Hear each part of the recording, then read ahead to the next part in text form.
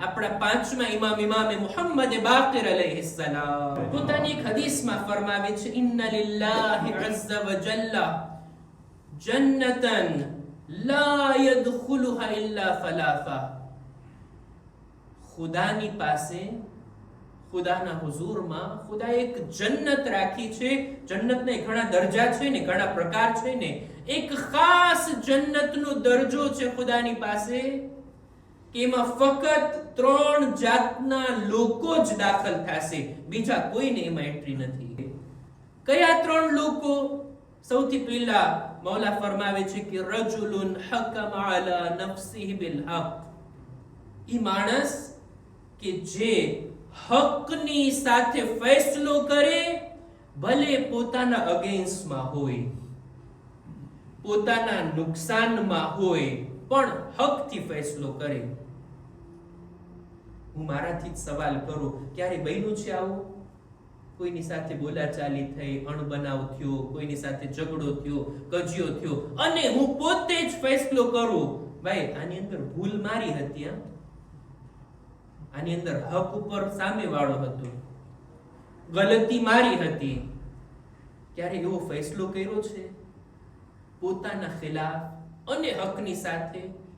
પાંચમા ઇમામ કહે છે આવો ફેસલો કરવા વાળો ખુદા જન્નતની અંદર એક ખાસ જગ્યા એને અતા કરશે જે બીજા કોઈ માટે નથી. બીજું મૌલા ફરમાવે છે વરજુલુન ઝારા અખાહુલ મુમિન ફી ઝાતિલ્લાહ.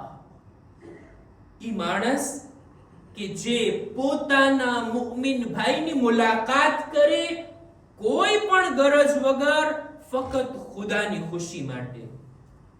હું મારા મુમિન ભાઈની મુલાકાત લઉં, સલામ દુઆ કરું, એમની સાથે વાતચીત કરું, કઈ ગરજ માટે નહીં, મારા સ્વાર્થ માટે નહીં.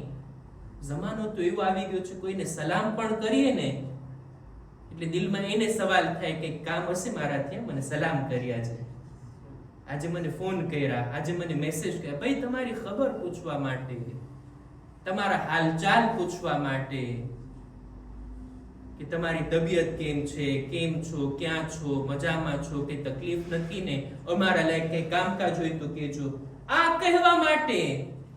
પણ લોકોને એવો વિચાર થાય ક્યારેક કોઈ પણ મતલબ વગર, મારે એની પાસેથી કંઈ કામ નથી લેવું, કંઈ સર્વિસ નથી લેવી, ફક્ત ખુદાની ખુશી માટે હું મુમિન ભાઈની સાથે વાત કરું, મુલાકાત કરું, કોઈ ગરજ વગર, કોઈ સ્વાર્થ વગર.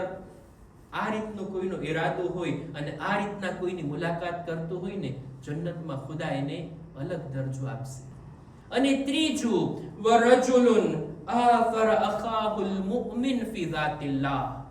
અને ત્રીજો પ્રકાર ઈ મુમિન કે જે પોતાની જરૂરતોથી મોઢું ફેરવી અને પોતાના મુમિન ભાઈની જરૂરતને પૂરી કરતો હોય, એના માટે ફિદાકારી કરતો હોય, જન્નત એના માટે અલગ દરજ્જો છે, અલગ જન્નત ખુદાએ એના માટે રાખી છે. ફિદાકારી કોઈ મુમિન ભાઈ માટે, નુકસાન ઉઠાવી લેવું પડે, સખ્તી ભોગવવી પડે બીજાના માટે. આ દરજ્જો એવો છે કે અહીંયા સુધી પહોંચવું આસાન નથી.